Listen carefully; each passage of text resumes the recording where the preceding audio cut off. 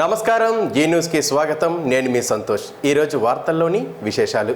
శ్రీకాకుళం నగరంలోని పిఎన్ కాలనీలో గల స్థానిక న్యూ సెంట్రల్ స్కూల్లో ఇంటెక్ ఆధ్వర్యంలో మై మూవ్మెంట్ సెర్చ్ అనే కార్యక్రమంలో భాగంగా పెయింటింగ్ కాంపిటీషన్లో గెలుపొందిన విద్యార్థులకు బహుమతులను ప్రదానం చేశారు. ఈ కార్యక్రమానికి ముఖ్య అతిథులుగా red cross chairman Jaganmohan Rao, art స్వచ్ఛంద సంస్థ నూక సన్యాసరావు, విశ్రాంత విద్యాశాఖాధికారి పాఠశాల ప్రిన్సిపల్ బలివాడ మల్లేశ్వరరావు, మాజీ సెట్శ్రీ సిఇఓ సురంగి మోహన్ రావు, ప్రముఖ వక్త వావిలిపల్లి జగన్నాథం నాయుడు, ఇంటెక్ మాజీ కన్వీనర్ రాధాప్రసాద్ అప్పలనాయుడు తదితరులు హాజరయ్యారు. ఈ సందర్భంగా న్యూ సెంట్రల్ స్కూల్లో 9వ తరగతి చదువుతున్న కావ్యకి రీజనల్ స్థాయిలో ప్రథమ బహుమతి లభించింది. 10వ తరగతి చదువుతున్న శ్రీకీర్తికి జిల్లా స్థాయిలో మొదటి బహుమతి లభించింది. వీరికి బహుమతులు అందజేసి అతిథులు అభినందించారు. ఈ సందర్భంగా అతిథులు మాట్లాడుతూ, ఇంటెక్ అనేది మన చారిత్రక సాంస్కృతిక సంపదలను కాపాడే సంస్థని, ఇందులో ప్రతి ఒక్కరి భాగస్వామ్యం విద్యార్థి దశ నుంచే ఉండాలని, మన చారిత్రక సంపదని, మన చారిత్రక కట్టడాలను వాటికి పూర్వ వైభవం తెచ్చే విధంగా కృషి చేయాలని పిలుపునిచ్చారు. ఈ సందర్భంగా పాఠశాల డైరెక్టర్ శ్రీకాంత్కు అభినందనలు తెలియజేశారు. ఈ కార్యక్రమంలో విద్యార్థులు, ఉపాధ్యాయులు తదితరులు పాల్గొన్నారు. దానిలో చాలా కాలం తర్వాత ఈ ఆర్ట్స్ కలరింగ్ మీద మొత్తం మన జిల్లాలో స్టేట్లో ఏదేది ప్రాముఖ్యమైన కళలు ఏమి ఉన్నాయో దానికి ఆర్ట్ ఏమంటే, మన జిల్లాలో కావ్యాని పాపకి రీజనల్ లెవెల్లో మొత్తం 1500 మంది పార్టిసిపేట్ చేశారు. దానిలో కావ్యకి రావడం చాలా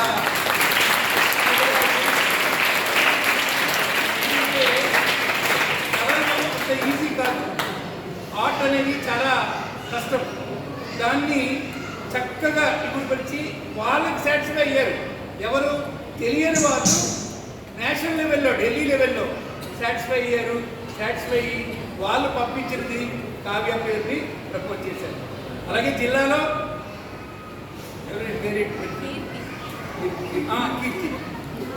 కీర్తికి జిల్లాలో రావడం కూడా శుభదాయకం. అలాగే ప్రతి ఒక్కరూ పార్టిసిపేట్స్ అందరికీ మాకు రాలేదని బాధపడద్దు. మీరు బాగా కృషి చేస్తే, ఎప్పుడు పార్టిసిపేట్ చేస్తుంటే ఎప్పటికైనా పనికే వీళ్ళు ఇంటర్నేషనల్ లెవెల్లో. వైకాపా నేతలతో జగన్ వ్యాఖ్యలు కొన్ని పత్రికలలో వచ్చే సందర్భంలో ఫలితాలు చూసి అన్నీ వదిలేసి హిమాలయాలకు పోదామనిపించింది. అయితే 40% ఓట్లు వచ్చాయని ఆగిపోయాయని అనుకోవడం జగన్ ఆలోచనలు పొరపాటుగానే భావించవచ్చని, ఇది కేవలం సుపరిపాలన, అవినీతి రహిత రాజకీయాలు చేసే వాళ్ళకే సాధ్యమవుతుందని అర్థం చేసుకోవాలని మాజీ మంత్రివర్యులు గుండా అప్పల్ సూర్యనారాయణ అన్నారు. మాజీ ముఖ్యమంత్రి జగన్మోహన్ రెడ్డి రాజకీయ జీవితం గురించి అధ్యయనం చేస్తే, రాజకీయ నాయకులు రాజకీయ జీవితంలో ముందు జాగ్రత్తలు తీసుకున్న వాళ్ళకే ఇది సాధ్యమని, అందువల్ల అధికారంలో ఉండేటప్పుడు మనం తీసుకున్న ప్రతి చర్యకు బాధ్యత ఉంటుందని, ఆ బాధ్యత నిర్వహణలో తప్పిదం ఉంటే దాన్ని అనుభవించాల్సిందేనని అభిప్రాయపడ్డారు. ఇటీవల పార్లమెంట్లో ఎమర్జెన్సీ గురించి ప్రస్తావన రావడంతో పాటు ప్రధాని మోడీ మాజీ ఉపరాష్ట్రపతి వెంకయ్యనాయుడు ఇంటికి వెళ్లి ఎమర్జెన్సీ కోసం ప్రస్తావన చేయడం, వెంకయ్యనాయుడు మోదీ గారికి ఎమర్జెన్సీ గురించి మాట్లాడుతూ ఎమర్జెన్సీ ఒక పాఠ్యాంశంగా ఉండాలని సూచించడం చూస్తే, దేశంలో కానీ రాష్ట్రంలో కానీ ప్రజా హక్కుల విషయంలో నేతలు గౌరవించాల్సిందే అని స్పష్టంగా అర్థమవుతుందని, ఎట్టి పరిస్థితుల్లో కూడా ప్రజా హక్కులకు నాయకులకు కానీ రాజకీయ పార్టీలకు కానీ సరైన విధానం కాదని, ఇందుకు నిదర్శనం గతంలో ఎమర్జెన్సీ అయితే ప్రస్తుతం రాష్ట్రంలో జగన్ పరిపాలనని తాము అర్థం చేసుకుని ముందుకు పోవలసిన అవసరం ఉందని తెలియజేశారు. మాజీ ప్రధాని గౌరవ్ ఇందిరాగాంధీ ఎమర్జెన్సీ తర్వాత అధికారంలోకి వచ్చి చరిత్ర సృష్టించారని, అందుకు కారణం శాంతి భద్రతలు, అవినీతిపై చర్య రాష్ట్ర అంశం కావడం వల్ల ఆనాటి రాష్ట్ర ముఖ్యమంత్రులు కొంతవరకు బాధ్యులు అయ్యారని, అందుకే కాంగ్రెస్ పార్టీ ఈనాటికి కూడా చరిత్రలో ఉన్న సందర్భంలో అది జగన్కి సాధ్యం కాకపోవచ్చని, దానికి కారణం శాంతి భద్రతలు, అవినీతిపై చర్య రాష్ట్ర అంశంలోకి రావడం, ప్రత్యక్షంగా బాధ్యత వహించాల్సి వచ్చిందని తెలియజేశారు. మొన్న కూటమి విజయ పరంపర జగన్మోహన్ రెడ్డి రాష్ట్రంలో నిర్వహించిన పాత్రే అని తెలియజేశారు. దీనిని తప్పకుండా మునుముందు కూటమి నాయకులు ముఖ్యమంత్రి చంద్రబాబు నాయుడు, ఉప ముఖ్యమంత్రి పవన్ కళ్యాణ్, బీజేపీ రాష్ట్ర అధ్యక్షురాలు పురంధేశ్వరి రాష్ట్ర ప్రయోజనం కోసం ఉపయోగించుకుంటారని ఆశాభావాన్ని వ్యక్తం చేశారు. జిల్లాలో జరుగుతున్న మాదక ద్రవ్యాల వ్యాపారాన్ని అడ్డుకట్ట వేయాలని అఖిల భారత యువజన సమాఖ్య డిమాండ్ చేసింది. ఈ సందర్భంగా శ్రీకాకుళం జిల్లాలో స్థానిక రామలక్ష్మణి కూడల వద్ద మానవహారం చేపట్టి అనంతరం ర్యాలీ నిర్వహించారు. ఈ సందర్భంగా ఏవైఐఎఫ్ రాష్ట్ర సహాయ కార్యదర్శి మజ్జాడ యుగంధర్, జిల్లా ప్రధాన కార్యదర్శి కోన శ్రీనివాసరావులు మాట్లాడుతూ, యువత విద్యార్థులను మత్తు పదార్థాల బారి నుండి రక్షించాలని జిల్లాలో ఎక్కడ చూసినా గంజాయి వ్యాపారం పెద్ద ఎత్తున జరుగుతున్న నేపథ్యంలో ప్రభుత్వ ఉన్నతాధికారులు పోలీస్ వ్యవస్థ ఏం చేస్తుందో ప్రజలకు చెప్పాలని అన్నారు. జిల్లాలో పాఠశాలలు కళాశాలల వద్ద తెలియని వ్యక్తులు చాక్లెట్ల రూపంలో మత్తు పదార్థాలను కలిపి విద్యార్థుల జీవితాలను నాశనం చేస్తున్నారని అన్నారు. మాదక ద్రవ్యాల రవాణాను జిల్లాలో పూర్తిగా కట్టడి చేయాలని వారు కోరారు. ప్రభుత్వ అధికారులు, జిల్లా పోలీసు ఉన్నతాధికారులు మాదక ద్రవ్యాల వినియోగంతో కలిగే దుష్ప్రచారాల గురించి విద్యార్థులకు అవగాహన కల్పించాలని అన్నారు. ఈ కార్యక్రమంలో ఏఐవైఎఫ్ నాయకులు సాంబశివరాజు, కిషోర్ తదితరులు పాల్గొన్నారు. అంబేద్కర్ విశ్వవిద్యాలయంలో ఎస్సీ, ఎస్టీ, మహిళా, వికలాంగుల, మైనార్టీల రూల్ ఆఫ్ రిజర్వేషన్లు అమలుకై జూలై 1వ తేదీన అంబేద్కర్ యూనివర్సిటీ వద్ద మహాధర్నా కార్యక్రమాన్ని విజయవంతం చేయండని దళిత సంఘాల జేఏసీ నాయకులు పిలుపునిచ్చారు. అంబేద్కర్ యూనివర్సిటీ మాజీ ఉపకులపతి నిమ్మ వెంకట్రావు అడ్డగోలు నియామకాలు, అవినీతి అక్రమాలపై రాష్ట్ర ప్రభుత్వం విచారణ చేయాలని అన్నారు. నిమ్మ వెంకట్రావు చేపట్టిన 34 మందిని తక్షణమే తొలగించాలని, నిమ్మ వెంకట్రావు పదవీ విరమణ వారం రోజుల ముందు అడ్డగోలు అర్హత లేని వారికి ప్రమోషన్స్పై ప్రస్తుత ఉపకులపతి విచారణ జరిపించాలని శ్రీకాకుళం నగరంలోని భీమ్ భవన్ వసతి గృహం వద్ద మహాధర్నా కరపత్రాలు ఆవిష్కరించారు. ఈ సందర్భంగా అంబేద్కర్ చైర్ సాధన సమితి కన్వీనర్ టొంపల రమణ, సామాజిక న్యాయ పోరాట సమితి జిల్లా ప్రధాన దుర్గా గణేష్ మాట్లాడుతూ అంబేద్కర్ విశ్వవిద్యాలయంలో హనుమంతు లజపతిరాయ్ నుండి నేటి నిమ్మ వెంకట్రావు వరకు జరిగిన నియామకాలు, నిధుల దుర్వినియోగంపై రాష్ట్ర ప్రభుత్వం విచారణ జరిపించాలని డిమాండ్ చేశారు.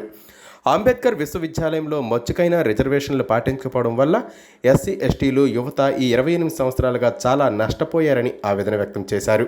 ప్రస్తుత విద్యాశాఖ మంత్రి నారా లోకేష్ శ్రీకాకుళం అంబేద్కర్ విశ్వవిద్యాలయంపై దృష్టి కేంద్రీకరించాలని వారు డిమాండ్ చేశారు. ఎస్సీ, ఎస్టీ, మహిళా, వికలాంగుల, మైనారిటీ రిజర్వేషన్ల రక్షణకై అమలుకై జూలై 1న జరిగే మహాధర్నా కార్యక్రమం జయప్రదం చేయాలని పిలుపునిచ్చారు.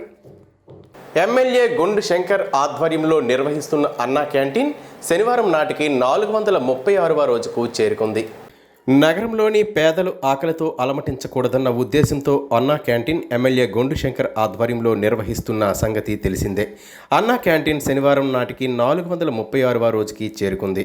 నగరంలోని పేదలు ఆకలితో అలమటించకూడదన్న ఉద్దేశంతో గొండు శంకర్ తన స్వంత ఖర్చులతో అన్నా క్యాంటీన్ని ఏర్పాటు చేసి నగరంలోని 7 రోడ్ల కూడలి, పాత బస్టాండ్ ప్రాంతాల్లో పేదలు, అన్నార్థులకు ఉచిత భోజనం అందిస్తూ వస్తున్నారు. ప్రభుత్వ అన్నా క్యాంటీన్ పునః ప్రారంభించేంత వరకు ఈ అన్నా క్యాంటీన్ సదుపాయం ఉంటుందని, పేదలకు మాట ఇచ్చినట్టుగానే నేటికి 436 రోజులుగా కొనసాగుతుందని అన్నారు. గొండు శంకర్ తన సొంత ఖర్చులతో అన్నా క్యాంటీన్ని ఏర్పాటు చేసి నగరంలోని 7 రోడ్ల కూడలి, పాత బస్టాండ్ ప్రాంతాల్లో పేదలు, అన్నార్థులకు ఉచిత భోజనం అందజేస్తూ వస్తున్నారు. ప్రభుత్వ అన్నా క్యాంటీన్ పునః ప్రారంభించేంత వరకు ఈ అన్నా క్యాంటీన్ సదుపాయం ఉంటుందని, పేదలకు మాట ఇచ్చినట్టుగానే నేటికి 436 రోజులుగా కొనసాగిస్తున్నామని చెప్పారు. జూలై 10 బుధవారం నుంచి 14 ఆదివారం వరకు 5 రోజుల పాటు ద్విశతావధాన కార్యక్రమాన్ని నిర్వహించనున్నట్లు శ్రీ సుమిత్ర కళా సమితి అధ్యక్షులు ఇప్పిలి శంకర్ శర్మ, ప్రధాన కార్యదర్శి గుత్తు చిన్నారావులు తెలిపారు. ఈ మేరకు శనివారం ఆలయ అనివెట్టి మండపంలో ఇందుకు సంబంధించిన బ్రోచర్ను ఆవిష్కరించారు. ఈ సందర్భంగా వారు మాట్లాడుతూ సూర్యనారాయణ స్వామి దేవస్థానం శ్రీ సుమిత్ర కళా సమితి సంయుక్త నిర్వహణలో ద్విశత వాహన కళా విలాసం ఆవర్ల ప్రతిభా కిరణ ద్యోతకం కార్యక్రమాన్ని నిర్వహిస్తున్నామని వారు తెలిపారు. అంతరించిపోతున్న తెలుగు భాష ఔన్నత్యాన్ని పరిరక్షించే కార్యక్రమంలో భాగంగా ప్రసిద్ధ పుణ్యక్షేత్రం ఆరోగ్య ప్రదాత అరసవిల్లి శ్రీ సూర్యనారాయణ స్వామి దేవస్థానం ఇంద్ర పుష్కరిణి సమీపంలో వైజయంతి ఉత్సవ వేదిక వద్ద జూలై 10 నుంచి 4వ తేదీ వరకు ఉదయం 9 గంటల నుంచి 12 గంటల 30 నిమిషాల వరకు, 2 గంటల నుంచి 6 గంటల వరకు అవధాన విద్యా సరస్వతి డాక్టర్ బులుగు ఆవరణదే ద్విశతువధాన ప్రక్రియ నిర్వహిస్తున్నామని వారు వివరించారు. సభా సంచాలకులుగా విశాఖపట్నానికి చెందిన ప్రముఖ సాహితీవేత్త డాక్టర్ పేర్ రవికుమార్ వ్యవహరిస్తారని, విజయవాడకు చెందిన సాహితీవేత్తలు సుతుల రపస్వి దండిబొట్ల దత్తాత్రేయ శర్మ అప్రస్తుత ప్రసంగ కార్యక్రమం ఉంటుందని వారు తెలిపారు. జూలై 10న ఉదయం 9 గంటలకు అచ్చ తెలుగు శతావధాని శ్రీ మంవర్తి శ్యామలానంద ప్రసాద్ విజయవాడ వారిచే సభాధ్యక్ష కార్యక్రమం జరుగుతుందని, 11న వేసుకోటి హరిహర శాస్త్రి శ్రీ సూర్యనీలం పార్వతీపురం వారిచే కార్యక్రమం ఉంటుందని అన్నారు.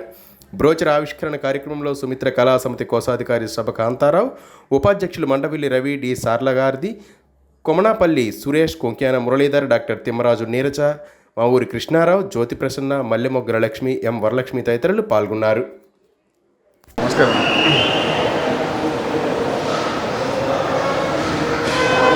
అవధాన విద్యాపతి పులుసు అపర్ణ గారి దిశావధాన కళ అపర్ణ ప్రతిభ కరీనా చికం అనేది మన టెంపుల్ నుండి మనం కనెక్ట్ చేస్తున్నామండి. దానికి పత్రికా మిత్రులు, ప్రజలు భాష యొక్క ఇంపార్టెన్స్ని గుర్తు చేస్తూ 4 రోజులు జరిగే ఈ కార్యక్రమంలో ప్రతి ఒక్కరు పాల్గొనాలని దేవస్థానం తరపు నుండి దేవస్థానం ఎగ్జిక్యూటివ్ ఆఫీసర్గా ప్రతి ఒక్కరిని నేను కోరుతున్నాను. ఎందుకంటే ఇటువంటి కార్యక్రమం వల్ల భాష మీద, తెలుగు భాష మీద సడుతున్నటువంటి ఇబ్బందుల నుండి తెలుగు యొక్క ఇంపార్టెన్స్ తెలియడం కోసం, తెలుగు వాళ్ళ యొక్క ఐక్యత కోసం ఈ పెడుతున్నటువంటి ఇటువంటి ప్రోగ్రామ్స్ చాలా అరుదుగా జరుగుతుంటాయి. ఎక్కువ మంది దీని మీద అవగాహన ఉండదు. ఈ అవగాహన కలిగించడం కోసం తెలుగు యొక్క గొప్పదనం తెలియజేస్తూ చేస్తున్న కార్యక్రమానికి అందరూ రావాల్సిందిగా కోరుతున్నాను. అరసవల్లి సూర్యనారాయణ దేవస్థానం అలాగే శ్రీ సుమిత్రా కళాశాల సంయుక్త ఆధ్వర్యంలో విశతావధానం అనే కార్యక్రమం ఈ జూలై 10, 11, 12, 13, 14 5 రోజులు జరుగుతుంది. ఆవిడ గురుసు అపర్ణ గారని గోదావరి జిల్లా. పూర్వం ఇక్కడ శతావధానం చేశారు గురుసు అపర్ణ గారు. సందర్భంలో దిశతావధానం అంటే 200 మంది ప్రాశ్నికులతోని వారందరికీ కూడా ఒక్కొక్క అంశం మీద ప్రశ్నలు అడిగితే వారు సమాధానం చెప్తారు. అట్లాగే ఈ 200 మందికి కూడా ఒక్క మాటే ప్రశ్నలకు అందరికి సమాధానం ఆఖరి రోజున ఐదో రోజున సాయంకాలం ఆవిడ చెప్పడానికి అవకాశం ఉంటుంది. ఇట్లాగే ఈ దిశతావధానం అన్నది ఇంతకుముందు కొన్ని దగ్గర జరిగినాయి. ఒక స్త్రీ చేసింది ఇది ఒక్క మాట, ఇదే మొత్తం ప్రథమం. ఇట్లాంటి స్త్రీ చేసిన మహిళామణి చేసింది ఇది ఒకటే. ఇట్లాంటి దిశతావధానాలు అష్టావధానం ఉంది, శతావధానం ఉంది, దిశతావధానం ఉంది, సహస్రావధానం ఉంది. కానీ ఈ దిశతావధానం చాలా కష్టమైనది. ఈ అవధానంలోని ప్రాసంగికంగా ఉన్న పండితులు అలాగే చాలామంది కూడా విద్యావంతులు కూడా పాల్గొంటుంటారు. తెలుగు పండితులు, తెలుగు మాస్టర్లు వీళ్ళందరూ ఉంటారు. అట్లాగే 10, 11, 12, 13, 14 జూలై నెలలో ఉంటుంది కాబట్టి బుధ, గురు, శుక్ర, శని ఆదివారాల్లో ఉంటుంది కాబట్టి మా ఎగ్జిక్యూటివ్ ఆఫీసర్ గారు డీసీ గారు చంద్రశేఖర్ గారు వారికి అడిగిన వెంటనే చక్కగా మాకు తప్పకుండా మీకు అందరి ఏర్పాటు చేస్తాం.